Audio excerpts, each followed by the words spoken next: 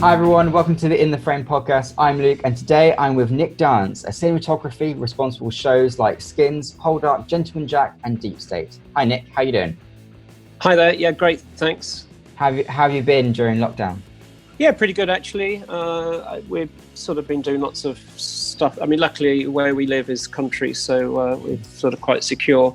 But I'm looking forward to stopping DIY and getting back to work. And I've been doing some work from home actually. It's building up now because we're starting to go back in about a month's time to start filming again. But so it's a bit of a mix of home stuff and work. It's been quite good actually. Yeah, we talked to a director last week, or like a couple weeks back, called Lewis Arnold. He did Humans and Broadchurch, and he's been working on post-production on his show during lockdown. And so it's good for that kind of just the offline, more post-production side of things. Well, that's it. And, we've been doing, this week I've been doing grading online from home on iPad Pros, with a colorist sitting in a lonely suite in Soho. So it's been quite good. Not quite the same as being in the room, but it's pretty good actually, the hookup they've got. So, for a cinematographer, that's quite good because we don't often able to get into the grading side of things because we're on location. So this sort of technology now will be great for that. So possibly we won't need to go into those sort of studios anymore in a way. But And so today I'm going to be talking to you about your journey and becoming a cinematographer. If you're watching, please remember to subscribe, like below, and then follow us on Facebook and Instagram. Okay, so Nick, how did you start out as a cinematographer? Well, as a sort of teenager, I sort of got hold of my father's 8mm camera. He wasn't really doing a great job filming, so I sort of took hold of that and took over it really. I mean, I sort of was interested in photography and sort of theatre and drama at school and stuff like that, writing plays and performing that sort of stuff. So I got hold of this camera and made actually a sound short film, which was quite a thing in those days because 8mm is generally a silent format really. So it's a bit ahead of its time in that respect. And oddly enough, it was a documentary rather than a drama production. And that was entered into a BBC competition and I won first prize. And the prize was a 3-day session with a full BBC 16mm film crew, which was all very exciting, with me directing. Obviously little help from a very good cameraman at that time, Arthur Smith, and a sort of producer from the BBC. So, I mean, that was very exciting for a 15-year-old, and I think that clinched the sort of deal for me that that's what I wanted to go into, film and TV.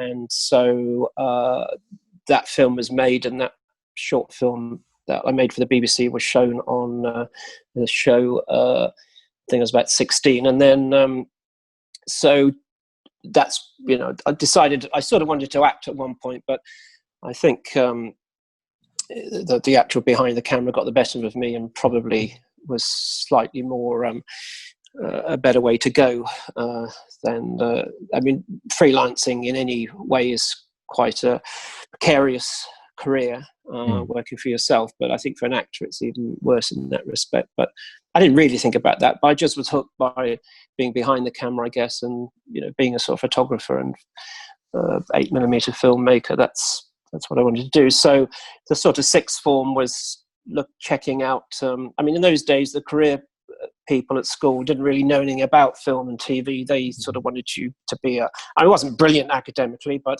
they were trying to push you into, I don't know, to go into a bank or maybe an accountant or something, but they didn't really know anything. They didn't know. So I did really my own research into film schools. And there were very few in those days. I mean, there was a national, Bournemouth. I applied to a couple, including Farnham. So there was probably, now we have many universities doing media courses, but I think there was probably less than half a dozen in those days. And I got into Farnham, West Surrey College of Art and Design, which is now the University for the Creative Arts. And basically on my portfolio, really, I mean, as academically it was okay. Probably these days I wouldn't have got in just on academics, but I had a good portfolio. I had my 8mm films, I had photography, so that was the sort of time when they looked at that as well as qualifications really, and the sort of talent, I guess. So I did 3 years there and was able then to use professional movie equipment, 16mm cameras, 35mm cameras. Of course, it was all film. So we had PixSync to watch our, which is a sort of hand wound, all seems quite ancient now, I guess, but a hand wound equipment to watch the film, as well as Steenbeck, which is a 16mm way of playing a film onto a sort of almost like it's not a computer screen, but it's that sort of size. It's a physical thing, mechanical thing. It was just the early days of video coming in at that point, which was a thing called U-matic, which was very low quality and video camera that you couldn't point up the sky because it just went completely bananas. So you had to frame everything sort of without any sky, which is completely unnatural.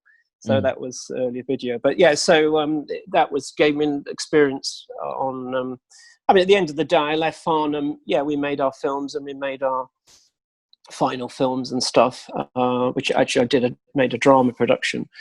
But actually, really, my first job in the industry was basically as a camera assistant. So I'd learned how to load cameras at college. It wasn't really anything about a qualification or wanted to see my film. It was really practical. Could I load this camera, which is my first job, and I knew how to do that. And so that's how I got my first. Well, really, actually, I got my first job in the BBC cutting rooms because that was just the way in. One of my tutors had a contact there in BBC Birmingham, and so I did. The last year, I did between years 2 and 3. I did the session in the cutting rooms, and then that Christmas, so basically during the holidays, I've gone into the cutting room, and the BBC said, okay, we'll give you a couple of weeks, see how you get on, and then if we like you, we'll ask you to stay. And they did. So when I left, in fact, actually, I finished my film at Farnham, my Farnham film at the BBC. I cut it there, and also it was dubbed there. And then they offered me a sort of job there, freelance. I could have taken a full-time job, but really I wanted to be in the camera side. I think editing is great, and I really enjoyed being in the cutting room because I think everyone involved with filmmaking should do some editing, because that's where you see where things work or don't work. Same with if you make up wardrobe, why, or sound, why do we have to do these various things? So I think it's vitally important for. People today can do that quite easily now on their laptops, but in those days it was trickier on film. Also, to make short films on film, it was very expensive. So we didn't have the opportunity to make. Everyone didn't have an opportunity like they have now with YouTube, or you can make a shoot with your phone. So through the BBC, I got a guy who was a cameraman who was leaving the BBC, and then I joined him as a freelance camera assistant with him. So it was sort of hit the ground running, and you make the odd mistake, like forgetting the changing bag for loading the film. You leave that at home, which is pretty bad because you only have 3 rolls of film to load, or 3 magazines. So you end up in sort of airing cupboards trying to load this film. So yeah, you make those sort of, but I got away with it. And luckily the guy I worked with was quite difficult actually, and he upset quite a few directors and producers, and he'd give me the opportunity to shoot some stuff when he was sort of a bit pissed off with them. So eventually they came to me and said, look, Nick, we don't want this guy to do it. You've done some great shots for us. So he sort of stitched himself up in as much as, he was quite difficult. So I then got the opportunity to shoot full time as a sort of cameraman. So I only really was a camera assistant for 2 or 3 years, and an editing assistant for a year or so. And I was able, as sort of early 20s, probably 23 or 4, to start shooting full time on 16mm documentaries. So though my interest was sort of in drama, actually, the way through into camera work, if you like, was documentary. So that was sort of the way I did it in that respect. Got into, but I mean, you know, I don't regret that. It was a fantastic opportunity, because as a 20, 30-year-old, to be paid to work and to travel. You know, I traveled to 60 odd countries. I was always abroad. And in those days, we sort of had more time to do things. The schedules were better.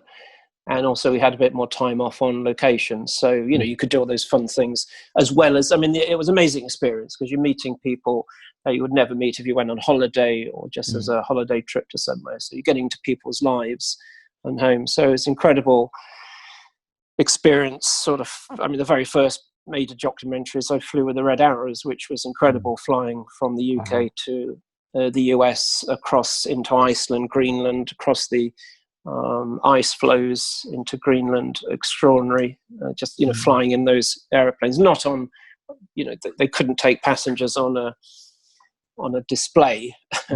That's not allowed. But, you know, just as a transit runs, you know, because that aircraft has 2 seats, so it's a training aircraft. So I was sat in the back. So, and we just shot that on those small. We didn't have GoPros or anything. It was sort of small 16mm Bolex type cameras, or Canon Scopic, I remember.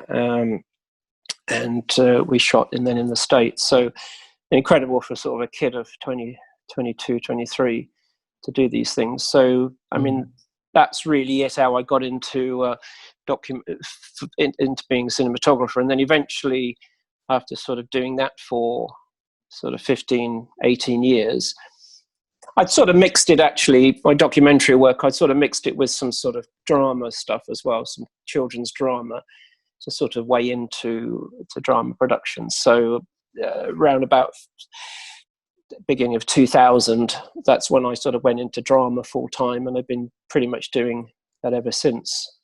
So including, again, also drama documentary, which I still like documentary. I don't really do documentaries anymore, but drama documentary was great, because again, it's sort of usually a bit of history and mixed with, you know, factual history mixed with sort of reconstruction. So that was great. We did some great shows. BAFTA winning one about Hermann Goering and the Nuremberg trials, which was a feature documentary drama, and one called Space Odyssey, where we did a sort of documentary about a voyage through the universe. We filmed in places like Chile, Atacama Desert, for Venus and Mars. We went to Russia. We did the parabolic flights, weightless flights, which is you know, very few people get to do that, where you're weightless for 30 seconds at a time. So, I mean, yeah, if I didn't do anything else, that would, in my life, that would be amazing. But then moved on to drama, and that was all sort of more UK based.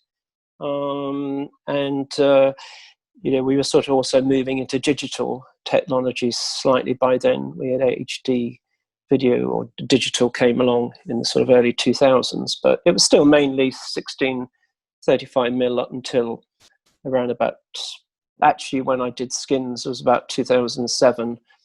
That was, from then on, pretty much went completely sort of for HD. But that's the sort of story till now, really. On that, how to become a cinematographer. I mean, it's tricky because, you know, there's no one way. I mean, it's not like I said earlier, it's not like going into a bank or, you know, being an accountant. That there's a way to do it. But with filmmaking, you know, everyone has their own experience. I can only say how I did it, but you know, it's at the end of the day, it's just sort of tenacity and just trying to find a way in wherever you can, a sort of slightly open door. You can sort of put your foot in and you know, get in there. But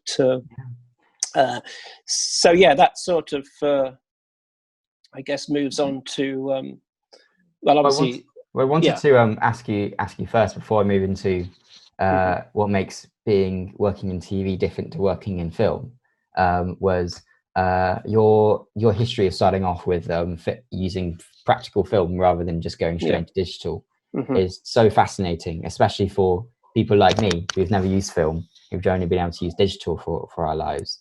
Do you think, I remember hearing stories from my dad, and which you know, and from everyone else who's worked with film, that it builds up a really good discipline of having picking out the right shots, because back then you only have a certain amount of minutes per film.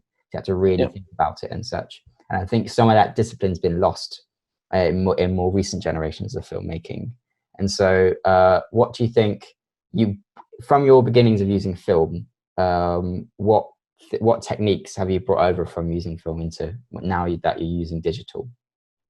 Well, I think you're absolutely right with the discipline. And funny enough, I just did a documentary about Glastonbury in 1992, funny enough, and the Telegraph have just done an article. The reporter called me and I said, this is, you must be quite desperate for stories here.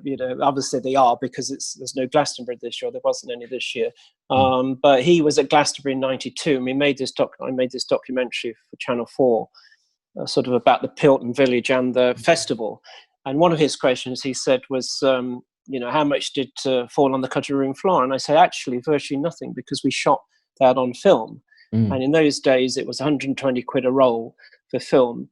When we shot documentaries, a lot of it was available light, which was quite tricky because the film stock was very slow, 100 to 200 ASA. Now we've got 1,000 plus ISO. So that was quite tricky. But it was just really absolutely discipline. You would not run an interview completely. You might run sound first, and then you'd run the film when people warm up. You'd only shoot when something was happening. And in those cases, we'd go down to Pilton, Glastonbury, and nothing might be happening that day. This is the lead up to the festival, not the festival. Obviously, there was a lot. We did the lead up to the festival as well. Sometimes, nothing was happening. So we go down to the pub and have a chat and see what we may be doing tomorrow, which that would never happen now. But, so we wouldn't shoot for the sake of it. We wouldn't shoot our contributors, because that also wears people out as well, just to shoot anything that's, they're doing, and it's not really interesting. When something's happening, you start to turn over the film camera. As a camera person, you're listening all the time as well to what's going on. So, you're sort of cutting it as well as shooting it as well, in your head. But ultimately, we had to be, it's something about being restrained by that, I think, because, as I say, you just shoot what you want. One reason for getting out of documentaries towards the end was I was doing sort of docu-soaps were coming in, and you were just, the directors or producers were just saying at the end of the day, well, how many tapes have we shot? Well, it wasn't about how many tapes, because you might have 10 tapes with crap on there. You might have one tape which has got amazing footage. And also what I find is also the shots distill. You don't think about, rather than having 10 average shots, where you maybe just hose pipe the camera or something, with film, you get 2 brilliant shots, because you wait for the light. So the whole creative aspect, I think, changes with digital, because, it's cheap. We can shoot, we can keep the camera running, we can, just wait, or we can shoot anything. You do lose focus. I think that's, and to a certain extent, that's coming into drama to a little bit. With drama, and I try to shoot traditionally, still in a film sense, whereby you set everything up. We still use clapper boards. That focuses people's mind. Still, that sort of faint noise of film running through a camera even focuses your mind even more, because it's precious.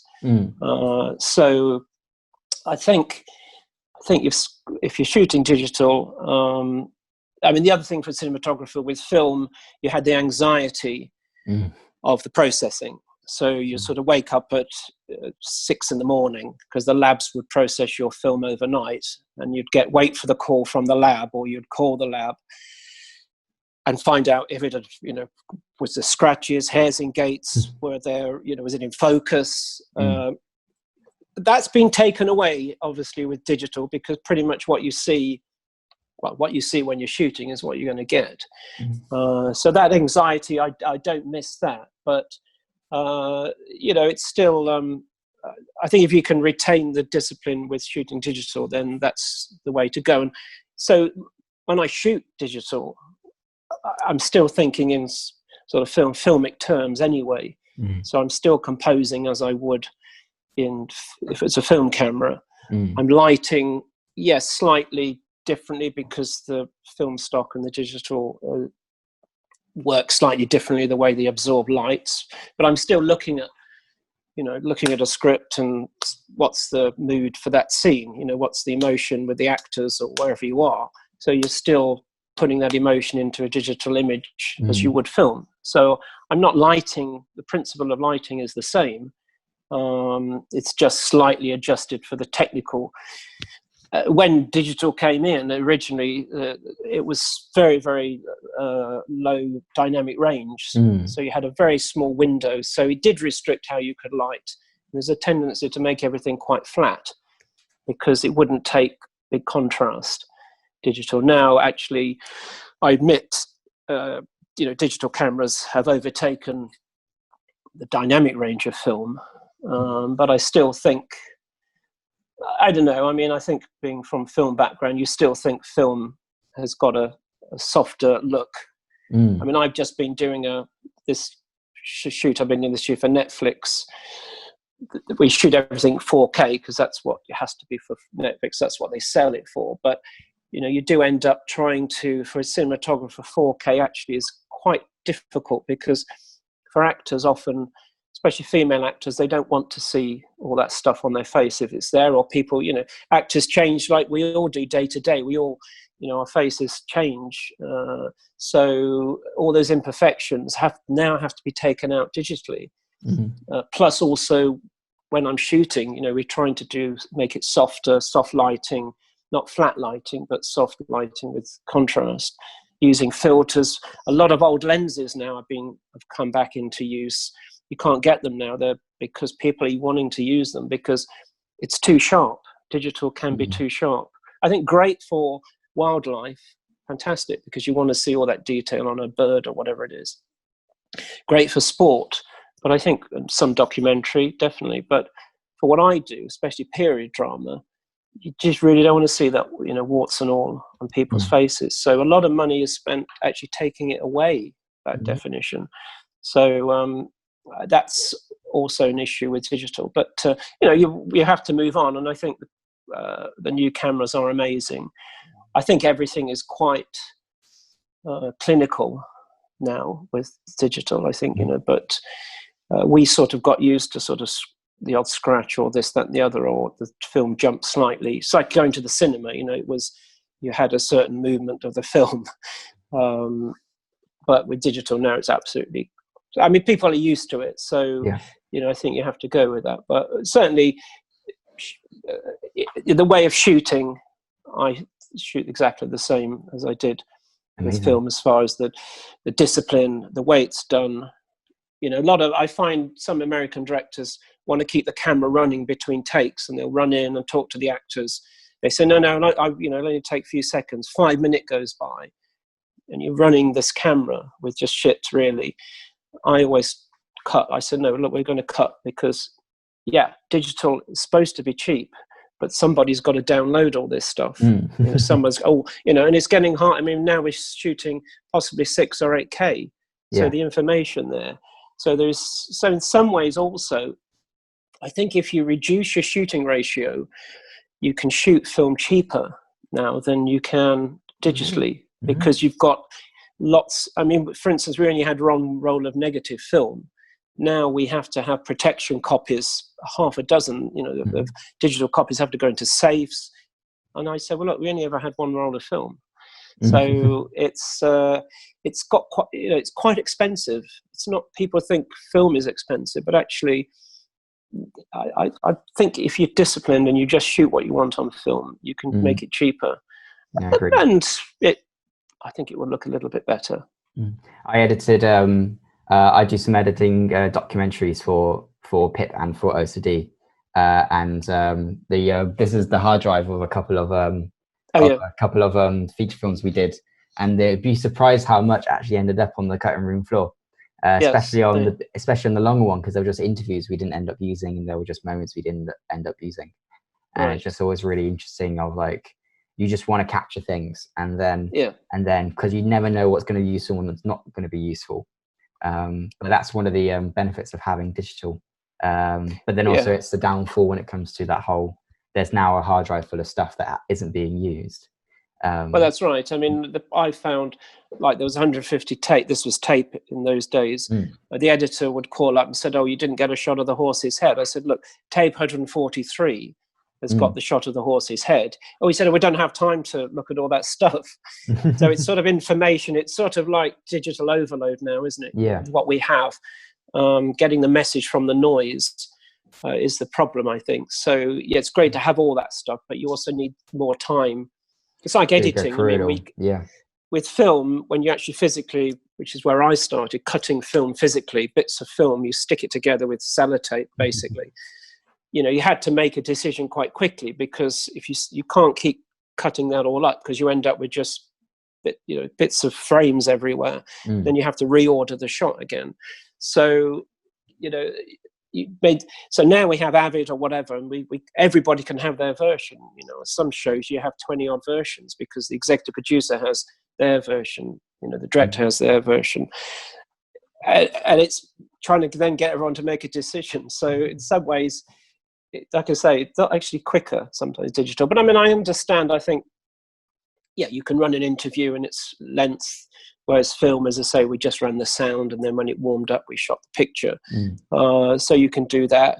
I think it's just, I did find also that I think with documentaries, people had more of a plan of what they wanted. But, you know, documentaries, you sometimes change. You know, as you shoot it, you can have a treatment, but a script for a documentary. I mean, I was given a script once for a documentary the first day I turned up, and it was sort of that big. And I said to the director, "Well, I'm not, you know, I'm a fairly quick reader. When do you want to start shooting? You know, I can read the script, but it might take a couple of hours." "Oh, I see."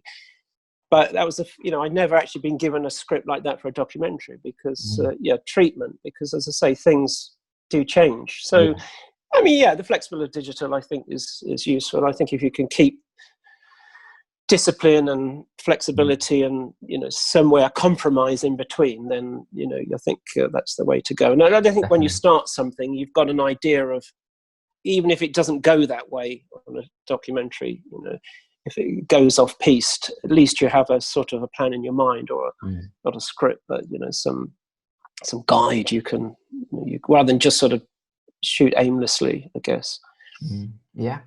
And so skipping forwards into your now career into drama, you've worked on shows such as Skins, Poldark, Gentleman Jack, and Deep State, as well as a myriad of other ones, and some that you're currently working on now. What's interesting is, like, Skins was a show that went on for many years and was shot on Channel 4. Poldark's BBC, Gentleman Jack's HBO, and then Deep State's Fox. And so I'm really interested in, like, how does your style and how does the different approach come from different companies? Like, is Channel 4's wants different to HBO's? And how do you deal with different directors and different working styles as a TV cinematographer?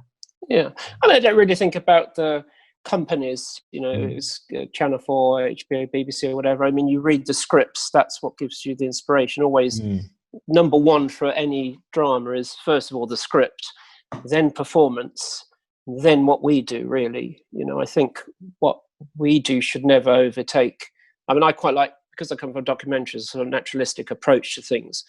So I don't go in for sort of grandstand photography. Yeah, I do some nice stuff, I admit myself, but, you know, it has to be complementary to what you're doing. As soon as you go off piece, then you're making your own film, and that's not why you've been hired.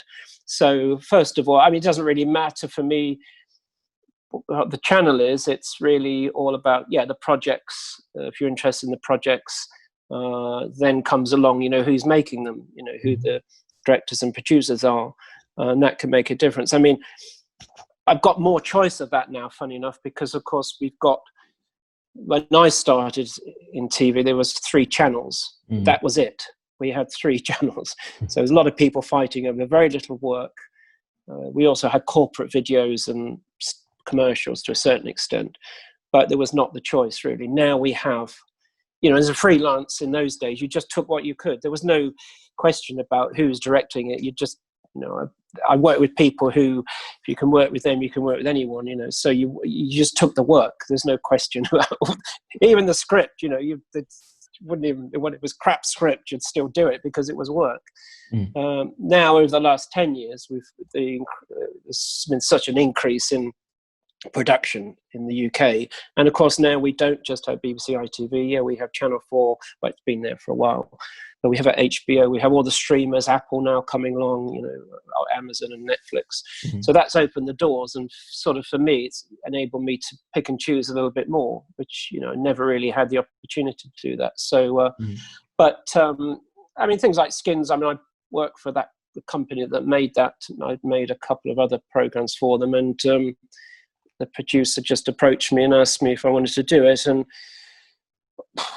I don't think anyone knew what it was going to be, what success it would be at that time. We knew it was something different, but you know, and it turned out to be, and I think it was very brave. They changed the actors every 2 years, so it was great to be there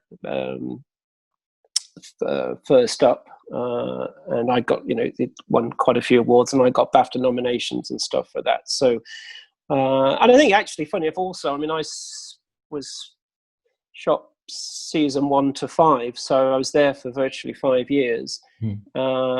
And that was just over also when we had the financial crash. So actually, though it turned out to be a great series and great fun to work on, and also to meet a lot of directors, because there's so many directors coming in and out, experienced ones or new directors. So for a DOP, that's good to meet directors, because they're ultimately the people who will hire you.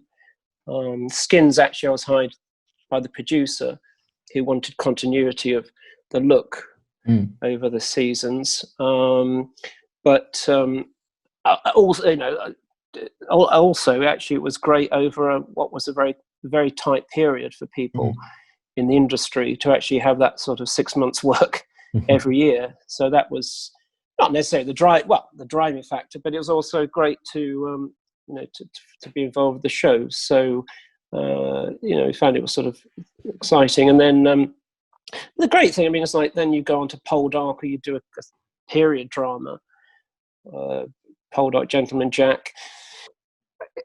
It's just great to have, you know, I'm not stuck in a genre.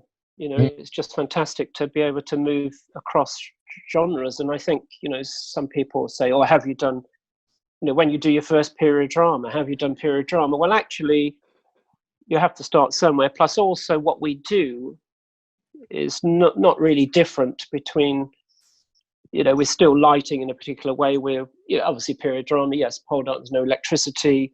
So, you know, you just, but, you know, like I said earlier, I mean, my my way of working, a bit like sort of comes from naturalism. So, you know, if I'm shooting Skins, I'll say, well, there's a window. You know, you put the actors perhaps to the side of the window so you get modeling. You know, Poldark will do the same. There's the window. That's the natural light.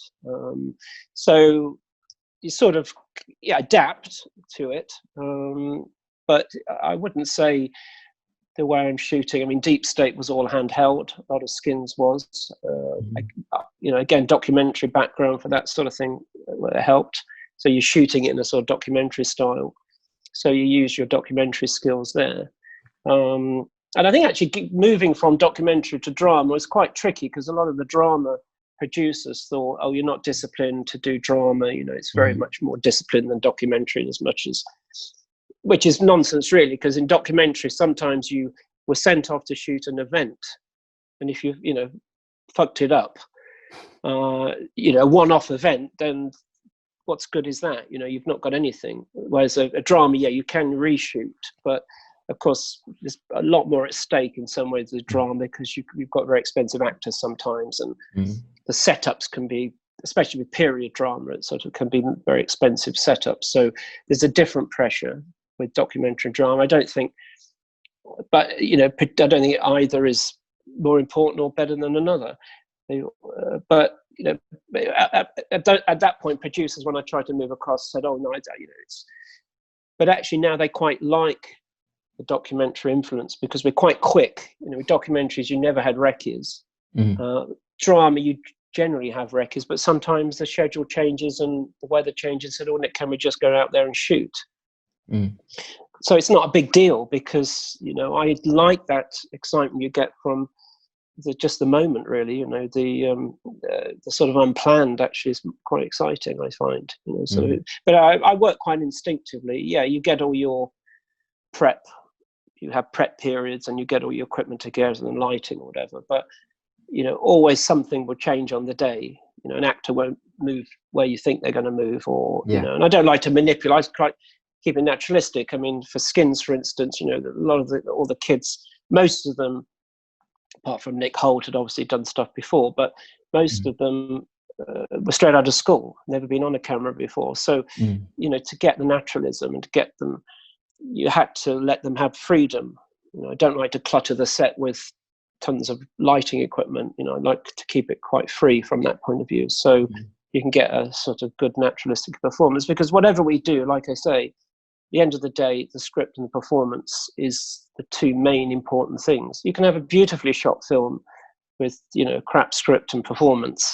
For me, I'm not interested in that. So that's sort of where I come from. So yeah, to answer the questions, they're all very different. It's great to have the opportunity to shoot all those genres. And you're just bringing a little bit of experience from, your work, documentary, or whether it was kids drama or whatever it was, and that you've been through, travel as well, into all these projects. So it's and directors, I work particularly with the director. I've worked on quite a few shows, which is great. We get on very well. We do our prep work, but on the set we just get on with our own thing. We know what each other likes and doesn't like. So it's, these days the schedules are manic, so you don't have all that business. You hear of people arguing, DOPs and directors. It's a waste of time. You've got to be on the same wavelength, because it's not good for anybody with that. So it's sort of second nature, I guess, with us. So I like working with him particularly, but there's other directors who I've worked with who I'd want to work with again. So yeah, and you want to have a bit of fun as well. It's not all about, it's long days, and we can talk about that a bit later when to give advice, but they are long days, so have to have a bit of fun as well, otherwise what's the point? Yeah. And so that's amazing, and it's really good to hear how you take things from your past experiences and move them forwards, and the different styles, and how you treat different shows. What do you see going forward into the industry, with like the uprising of streaming and just things starting to change for TV as it becomes more and more high drama, as it seems? Yeah, I think kind of a lot of my work has been in TV, and I think I had at one point, I made a couple of low budget films, features and stuff like that. And actually, when you're shooting a feature, when I first did some second unit on a feature back in the 90s, I think it was, because you sort of think this is this great untouchable thing, oh God, I only do TV. And it's going to be so different, but actually it's not. It's exactly the same, say, a feature film. You might have a bit more money, you'll have more time, definitely, often. Although these days now, of course, film people 10 years ago were very snobbish. They wouldn't want to do TV, for instance. And a lot of actors wouldn't want to do TV. Of course, now it's gone completely upside down, because everyone wants to do TV, because actually a lot of budgets for TV shows now with Netflix and Amazon are much, much bigger than a lot of feature films. And if a production company gets a run of 13 episodes, they'll get a bigger chunk of money than they will doing one film. So, and it's guaranteed money. A TV show, you get X amount of money to make the film, and with a film you might get X amount of money, but then you also want, you're waiting then possibly for profits from the box office, which may never happen. So you can actually, there's more of a loss in movie making now. So I think as we know now, TV shows, and you can make, if you've got say a book you want to make a film about, you're very limited. Whereas a TV show, you can, it's many episodes or series, so you can make it really work closer to what was originally written. So I think interesting now with COVID, with seeing more movies being released online. I mean, I hope cinemas won't. I think cinemas will stay for maybe the big, blockbuster movies. Sort of 3D didn't sort of take off really, but for maybe IMAX or bigger experiences where people, and let's face it, we've had 3 months or 4 months at home. I think we've seen enough of our houses. It's nice to actually get out to go to the cinema. Yeah. So I hope cinema will continue and films will continue. But I think a lot of the smaller budget films will be released online, as they're starting to be now. So I think what I wonder is how many more channels we could have and who would survive, really. I mean, we've got, I think, a lot of competition now with Amazon, Netflix, Apple, Peacock, which is NBC, coming along, HBO, all those many channels. So it'd be interesting to see if there are any casualties, because there's only as much TV we can watch. So I think hopefully the budgets will stay good. Hopefully the content, there'll be some good content out there. And for me, working in TV, it's great to have the opportunity to have bigger budgets and to have more kit, perhaps. It's not always better to have more money. You don't necessarily need a big budget. You hear of, what riles me really is hearing people who have had a big budget and yet the product at the end isn't worthy of it. Or you see so much money's being wasted. And it's great actually coming from low budget. It's great because you put every bit of penny onto the screen. Every penny goes on the screen. You don't waste it, and that's still my attitude in a way. So, you're trying to make the best of what you've got budget-wise, and what Americans have brought. The American channels, have brought at the end of the day, they've brought more money to television. So it's expanded wildly in 2 or 3 years. Hopefully it'll continue. Obviously we've had this glitch. I think once we get over the glitch, it's going to be busy again. But I think people who've just come into the industry when it's the last 2 or 3 years, and it's been a great opportunity for newcomers. There's more. When I was at college or university, we had very little. There were fewer colleges, there were fewer opportunities when you left. Now there's more universities doing media courses, but there's more opportunity in that respect. So it's so I think it's exciting. I think it's it's for people coming into the industry. But I think they've had a bit of a shock, the fact that something like this could happen, and it sort of takes me back to the years when it was a freelance. And I've always been freelance, never worked for anyone full time. You might not work for 6 months. We never usually worked in the UK between November and April, something like that, because no one wanted to film in the winter. So, and it was just, like I say, it was, so hopefully there'll be more constant work for people.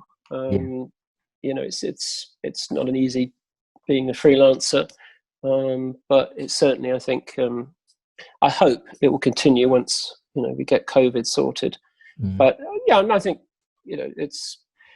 I think there's already a mix. Whereas film and television, feature films, TV were absolutely separate. Like I said, never the twain met. Now it's all very integrated. The equipment we use is the same whether you're shooting Star Wars or a little TV series or something, a children's series, same with commercials. So we're using the same equipment. The people are all moving around, which is great. It's not sort of closed shop anymore. So let it continue. Yeah.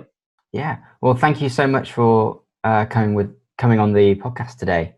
Okay. The final question then for you, What advice would you give for aspiring cinematographers?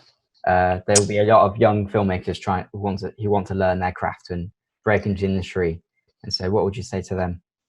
I think like I did, I think, even easier now in a way, opportunity to make your own films where, like I said, when I was young, it was on film, so it was very expensive. So, a group of people possibly would have had to get together to put money into a pot to be able to shoot it. 8mm wasn't so bad, but if you wanted to move on to 16mm, it's a big deal. So, but now you can make your own product. You can shoot your own film quite easily. Obviously, a lot of the people are doing it. Like I said earlier, is trying to get those good films out of the noise. There's lots of good stuff out there. There's also lots of not so good stuff. So I think that's promoting your work. Obviously, now we didn't have social media and stuff like that, so there's a lot of that goes on. I think is useful, I think. But I think making your own shooting your own stuff, whether you want to meet up with an amateur director or something, somebody who's also interested in directing, producing, you want to try and get in with them and shoot their films to start with. You may want to go to university you may want to go to film school. I wouldn't necessarily say that's a major. If you can get your foot in the door and get involved with sort of the skill set, the sort of training, BAFTA, mentoring schemes, things like that, sometimes you can almost hop that the university bit. In fact, I've had well, that's it. I mean, I'm a BAFTA member, and I mentored some girls from university, and one of them did the first month at university, said, Nick, I've done all this, I know how to shoot, I've loaded a camera, or we're only doing sort of little video stuff. And, he managed to get work straight away as a sort of trainee, as a camera assistant. So, you've got to think, I think, because you guys have got to think about the loans at the end of the day. And, when I was at film school, we had a grant. We didn't have any money in the bank when we left, but we didn't own anything. We didn't owe any money. There was no, I think it's a big pressure for youngsters. You've got that pressure of cash, which we never had. We were very, very, very lucky not to have, even our film stock was paid for by the college. So we were paid almost to do it, and our accommodation, we had grants and things like that. So that was halcyon days, really, really from that point of view. But just getting back to what, I mean, probably you're interested in photography or arts, you maybe go to galleries, that's great. Go along and just see how the old masters, or, how they use light in paintings, stuff like that, photography, movie making, tenacity, because you have to just, a lot of people out there, like I said, and it's just, fighting your way through in getting the foot in the door. But I mean, you've got to realize also I've had people come out on location, especially when I was doing skins. I think they wanted to sort of have a bit of the skins thing, but they said, oh yeah, we're really interested in being a cinematographer. But actually, they sort of, I say, okay, well, we start shooting, we on set at 7 o'clock a.m. We shoot until, I don't know, it could be 7 at night, it could be 10 at night. That's, so if you turn up at 10 a.m., sorry, but that's not, people did do that. So, you don't do that. There's a certain bit of madness for people to want to do this, because tenacity, you have to be quite fit, absolutely determined to want to do it. I think we are mad because, people say, God, you're working these hours. I mean, most people say go to work at 9 and home by 5. They've got an evening. We don't have that when you're shooting. Yeah, you're not shooting 365 days of the year, because it doesn't work like that. You need to take on projects which could be 6 months, could be 3 months, but generally they're 3 to 6 months. And could be 7 days a week, though you're shooting maybe 7 days. you might, on the shooting 6 days, on the 7th day you might have records to do. So you have to be willing to give everything up, give life up, really. It's worth it, I think, but it is long days, so you just have to be aware of that.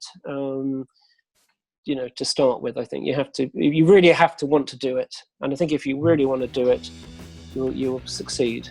But it's exciting once you do. Obviously, you've got creative spirit is number one, I guess, but you need all those other: tenacity, fitness, stamina as well, determination, and madness. But yeah. Brilliant. Well, thank you so much. Good luck to all those. Yeah, that's okay. No, thanks, Luke. Thank you so much. It's been lovely chatting. Be good chatting to you too. Okay. Remember to follow us on OSBD. Nick, where can people follow you if they want to learn more about your work? Good question, actually. Funny, having said about social media, I'm not really, I'm sort of on Twitter, Dance with Nick, but that's it. I guess it's sort of slightly generational thing, but I think, I've obviously got an agent who works for you as well, so I don't tend to do too much self-promotion because I think what I'm doing on screen is self-promotion. People see your work, so that's as good as anything else. I think. I don't feel I need to sort of, I might put a LinkedIn thing on or something. This series starts today or streaming today, whatever it is. But your work just speaks for itself. All right, just keep a look on IMDb, see what's next and things like that. Yeah. So well, thank you so much, and we'll see you all next time. Goodbye. Thanks, Luke. Bye-bye.